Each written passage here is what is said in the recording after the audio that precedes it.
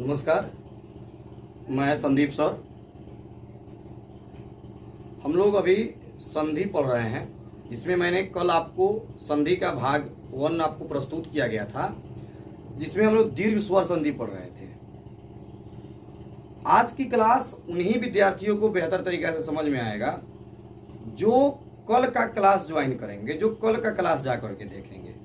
यदि कल का क्लास आप नहीं देखे हों और आज सोचे समझ में आ जाए तो ये संभव नहीं है। तो इसीलिए आप सबसे निवेदन है कि कल की क्लास देखने के बाद आज का क्लास देखिएगा तो आपको बेहतर तरीका से समझ में आएगा। हम लोग कल जो पढ़े थे उसमें आपको बताया गया था दीर्घ स्वर संधि। मैंने आपको दीर्घ स्वर संधि का ए पढ़ा दिया है, ए आपको बता दिया गया है। आज हमें दीर्घ स्वर संधि का बी पढ़ना है। थोड़ा ध्यान से आप देखिएगा। मैंने कल आपको बताया था कि यह प्लस का सिंबल संधि में सबसे ज्यादा इंपॉर्टेंट है। प्लस के पहले यदि आपका हर्ष ई आता है और प्लस के बाद भी आपका हर्ष ई आता है तो ये दोनों आपस में मिलकर दीर्घ ई बन जाएंगे। हर्ष ई का मतलब होगा यानी कि ये बाएं साइड से टोपी पहने रहेगा, और दीर्घ ई का मतलब होगा यह दाहिने साइड से टोपी पहनेगा। ध्यान से आप समझिएगा ये बात। तो प्लस के पहले हर्ष ई आवे और प्लस के बाद, तो ये दोनों के बदले मिलकर, जब दोनों आपस में मिलेंगे तो ये मिलकर के बड़ी ई हो जाते हैं। इसके बाद आपको देखना है, यदि प्लस के पहले हर्ष ई और प्लस के बाद दीर्घ ई आवे तो ये आपस में मिलकर दीर्घ ई हो जाता है। फिर प्लस के पहले भी दीर्घ ई और प्लस के बाद हर्ष ई तो ये दीर्घ ई होगा, और आगे यदि दोनों साइड में दीर्घ ई रहता है तो ये आपस में मिलकर दीर्घ ई ही हो जाएगा। तो यहाँ यह जो आपका है यह आपका बी हो गया। देखिए दीर्घ स्वर संधि होता एक ही है, लेकिन आपको बेहतर तरीका से समझ में आए इसके लिए मैंने इसको ए बी सी करके अलग अलग खंडों में विभाजित कर दिया।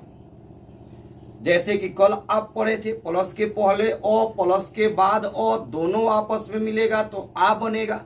उसी प्रकार यहाँ पर आज है कि प्लस के पहले हर्ष ई और प्लस के बाद हर्ष ई, तो जब ये दोनों एक साथ मिलेगा तो मिलकर दीर्घ ई होगा।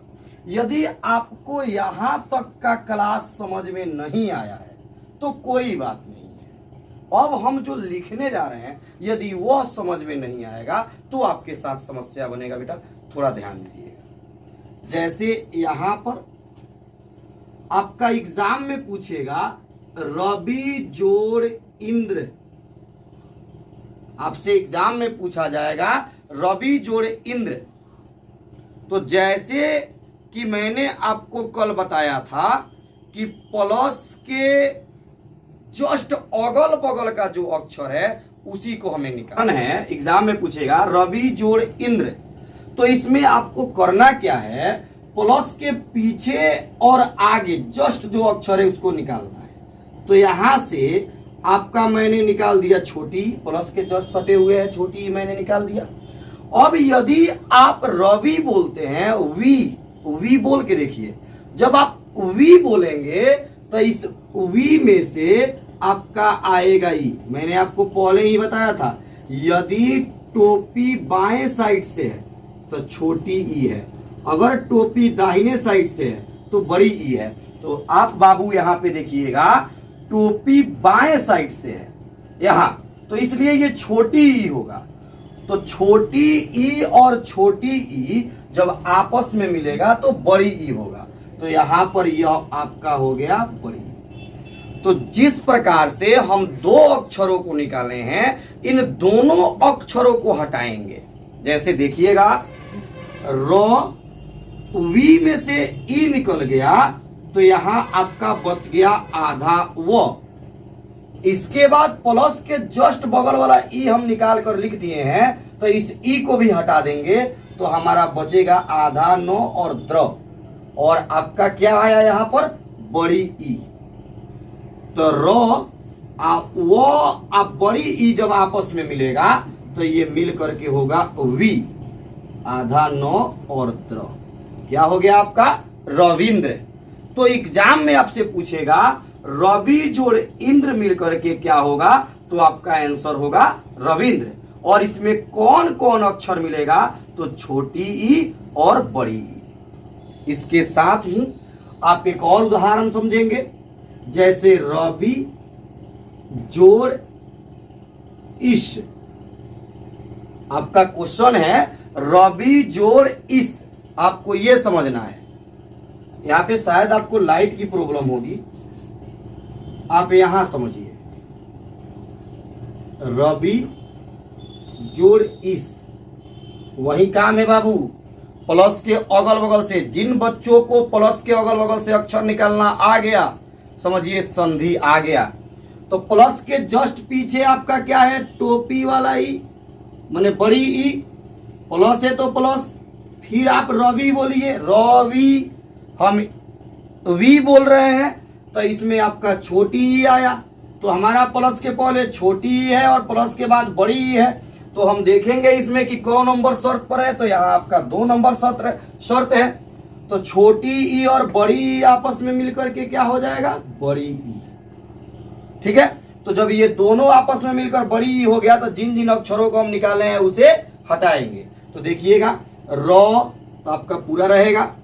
वी में से जब ई निकल गया तो आपका आधा व बच गया। इधर प्लस के जस्ट बगल वाला बड़ी हम लोग निकाल दिए हैं, और आपका क्या बचा है, तालम स। तो हम तालम स लिख देंगे, और इसके बाद हमारा क्या आया है, बड़ी ई। तो वो और बड़ी ई मिलेगा तो क्या हो जाएगा, वी आशो। आपका हो गया रवीश। तो हम लोग अब दीर्घ स्वर संधि के बी वाला रूप पढ़ लिए हैं।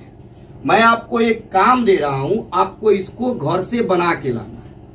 यानी कि आप कमेंट करके बताएंगे कि इसका आंसर क्या होगा और इसमें कौन कौन सा अक्षर मिलेगा।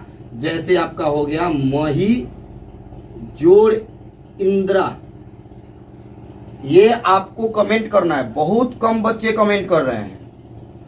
आपको यदि ये समझ में आया है तो आप कमेंट करें, नहीं समझ में आ रहा है बाबू तो आप मुझे बताएं, मैं अलग टेक्निक अपनाऊंगा ताकि आपको समझ में आ सके। तो इसको कमेंट करना है, बताना है कौन कौन अक्षर मिलेगा और मही जोड़ इंद्रा मिलकर के क्या बनेगा। आगे जो आपको पढ़ना है, अब इसका सी पढ़ना है, ध्यान से देखिएगा। तो सी के लिए फिर वही बात है कि प्लस के पहले हर्ष उ और प्लस के बाद भी हर्ष उ। अपना लैंग्वेज में भोजपुरी में बिना पूंछ वाला उ, प्लस के पहलहू बिना पूंछ वाला और प्लस के बादो बिना पूंछ वाला। तो जब ये एक संग मिली तो ये हो जाई पूंछ वाला। यानी हर्ष उ है, जब इसमें पूंछ नहीं है तो इसको ऐसे लिखेंगे, और जब इसमें पूंछ है तो इसको ऐसे लिखेंगे। ये बात याद रखिएगा आप। तो हर्ष उ और हर्ष उ जब मिलेगा तो क्या बन गया आपका दीर्घ उ। इसके बाद आपका हर्ष उ और दीर्घ उ जब मिलेगा तो हो जाएगा दीर्घ उ। दोनों साइड यदि पहले दीर्घ उ आता है और इधर हर्ष उ आता है तब भी आपका होगा दीर्घ उ, और दोनों ओर दीर्घ उ रहेगा तब भी आपका होगा दीर्घ उ। अब इसका उदाहरण, यदि आपको यहां तक समझ में नहीं आया है तो कोई बात नहीं है, यहां मैं उदाहरण दे रहा हूं, इसको समझना अनिवार्य है। जैसे आपका क्वेश्चन एग्जाम में पूछेगा भानु जोड़ उदय, आपसे क्वेश्चन पूछा भानु जोड़ उदय, सेम वही काम है भाई कि हमें प्लस के पहले और प्लस के बाद के अक्षरों को निकालना है। तो प्लस के पीछे से आपका निकल गया हर्ष उ, और प्लस है तो प्लस। अब नू बोलिएगा आप, नू, तो उसमें उ आएगा, और ये बाएं साइड से है, तो जब बाएं साइड से है तो छोटा उ होगा। तो मैंने यहां पर आपको छोटा उ लिख दिया।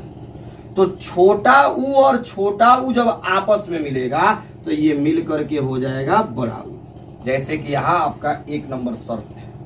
तो अब जिन जिन अक्षरों को हम निकाले हैं उनको हटाएंगे। तो भा आ नू में से जब आपका ऊ निकल गया तो आधा नौ, यहां से आपका ऊ हटेगा, बच गया दो य। हर्ष ऊ और हर्ष ऊ के मिलने से आपका आया है दीर्घ ऊ। तो भा ये हो जाएगा आपका नू, दोनों जब मिलेगा तो दो य, भानुदय। तो आपको सबसे ज्यादा अगर इसमें कोई इंपॉर्टेंट चीज है एग्जाम के लिए तो ये जो मैं खंड में लिखा हूं ये सबसे ज्यादा इंपॉर्टेंट है, आपको यहीं से सबसे ज्यादा ध्यान देना है। और यहां पे यदि एक और उदाहरण आप देखते हैं इसके लिए तो आप खूब बढ़िया से समझिएगा। जैसे आपका उदाहरण है भ्रू जोड़ उन्नति,